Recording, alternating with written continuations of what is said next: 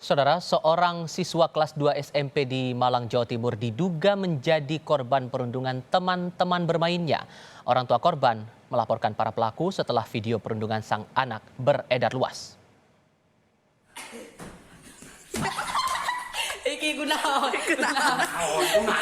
Kami terpaksa mengaburkan tayangan ini karena mengandung unsur kekerasan dan demi melindungi identitas korban serta para pelaku yang masih di bawah umur.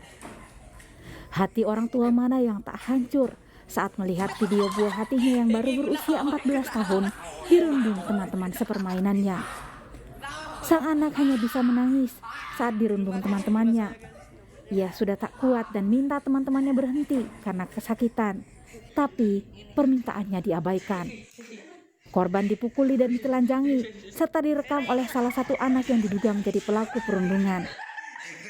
Peristiwa ini sebenarnya terjadi pada bulan Juli lalu, namun baru diketahui orang tua korban 24 Agustus lalu setelah videonya menyebar luas. Setiap kali dia dibully, dia tuh selalu cerita ke ibu. Awalnya enggak cerita karena takut kalau cerita makin dibully lagi. Diancam gitu. Ya, terus yang parah mungkin yang kedua kali ini ya kan 2 kali bully. Yang pertama sempat ditelanjangi di gazebo Taman Kuda Budaya kayaknya. Yang kedua yang ada videonya ini itu baru dia cerita, tapi kita nggak tahu mau ngapain kan nggak tahu, nggak ada bukti kan.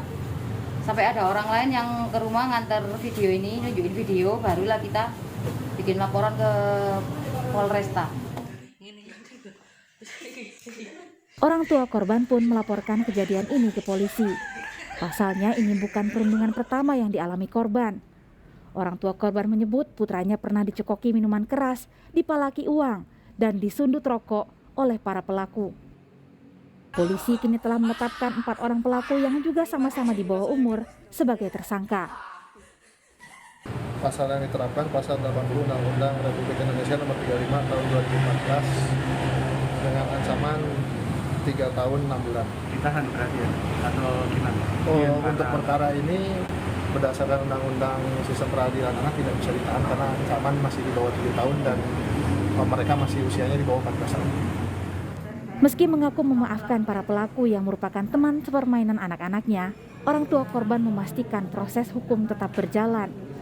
Pasalnya, korban kini trauma dan tak berani pergi sekolah. Meskipun mereka sudah minta maaf, proses hukum akan dilanjutkan. Tetap berlanjut. Lah kenapa kok nunggu rame dulu baru minta maaf? Sebelumnya kan mereka udah tahu videonya. Oh harus sampai kayak gini baru minta maaf, ya saya nggak mau. Saya nggak percaya anaknya kayak gitu.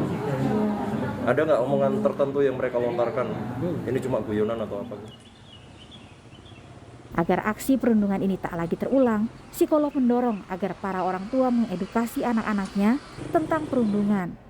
Pasalnya, anak remaja memiliki kebutuhan sangat besar untuk diterima oleh teman sebayanya. Seandainya kamu suatu saat menjadi korban bullying, apa kemudian langkah yang bisa kamu lakukan? Seandainya kamu terpancing untuk menjadi pelaku, apa yang kemudian harus kamu lakukan agar ini tidak kemudian menjadi tindakan yang merugikan diri sendiri dan orang lain. Lalu kemudian kalau menjadi saksi ini apa yang kemudian harus kamu lakukan? Dengan menunjukkan seperti itu, anak juga akan terbiasa untuk melihat bahwa isu terkait bullying ini bukan hal yang tabu, tapi justru harus ditangani secara bersama seperti itu.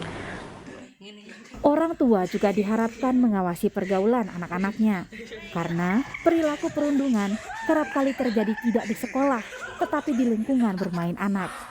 Tim Liputan, Kompas TV.